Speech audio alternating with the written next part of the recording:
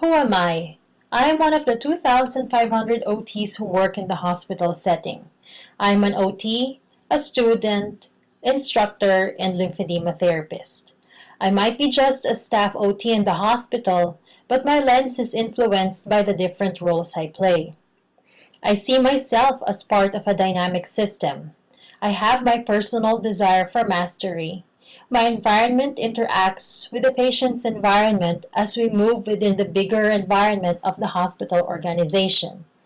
All three of us is bound by the even bigger environment of society. Let us look at this big context. The Western culture values independence. Health and well-being is tied to the ability to control the environment to meet one's needs and participate in society. Disability is defined as the opposite. Complex business models influence healthcare. It focuses on reimbursement, productivity, and economic sustainability. These have the biggest impact in my work. It affects use of time, space, and technology. Context at a social level may seem too big and overwhelming for a single OT. Healthcare policies are created by a larger governing body. The needs of the profession are communicated through the AOTA. Occupational therapists must unite to influence this context. Now let's look at the community.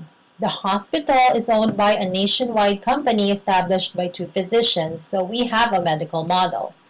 It still follows the business model. Reimbursement is still the focus, and so is customer satisfaction, FIM scores, and shorter length of stay. Florida has the highest population of people 65 and older. My hospital is located in St. Pete. This area is popular among retirees and baby boomers. Our hospital is also considered LGBT friendly. Once again, I am part of this big organization. I do not have direct control over these since it is controlled by corporate and managers of the city. But we have the state association to represent us. Now let's look at the rehab unit. Our unit is assigned one nurse for every 4 patients.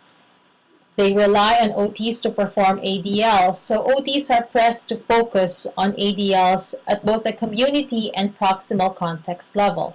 But this has not been a problem so far because it's their goal anyway.